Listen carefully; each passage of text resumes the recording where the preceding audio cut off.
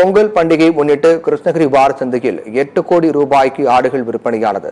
கிருஷ்ணகிரி மாவட்டம் குந்த்ராப்பள்ளி வாரச்சந்தைக்கு வேலூர், மதுரை, கோவை, சேலம் உள்ளிட்ட சுற்றுவட்டார பகுதிகளில் இருந்த விவசாயிகள் ஆடுகள் விற்பனைக்கு கொண்டு வந்திருந்தனர். இந்த ஆடுகள் 8 கோடி ரூபாய் வரை விற்பனையானது. ஒரே நாளில் ஆயிரக்கணக்கான ஆடுகள் விற்பனையானதால் விவசாயிகள் மகிழ்ச்சி அடைந்தனர். 7,000 கிருஷ்ணகிரி குந்தராப்பள்ளி சந்தைக்கு 7,000 25,000 வரைக்கும் ஆடு போயிருக்கு. நல்ல பொங்கலுக்கு சிறப்பாக கொண்டாடுறது. நிறைய ஜனங்கள் என்னென்ன ஆடுலாம் வந்திருக்கு? கொடியாடு, செம்பளி, வெள்ளாடு, நாட்டாடு, எல்லா ஆடும் வந்துருக்கு.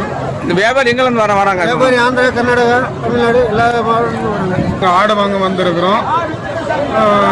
அதாவது ஒரு ஆடு வந்துட்டு குறைஞ்சது 7,000லேருந்து 25,000 மட்டும் இருக்குது. கர்நாடகா, ஆந்திரா, நாளைக்கு ஒசூர் எல்லா பக்கம்தான் வந்திருக்கிறாங்க ஆளுங்க. பரவாயில்ல.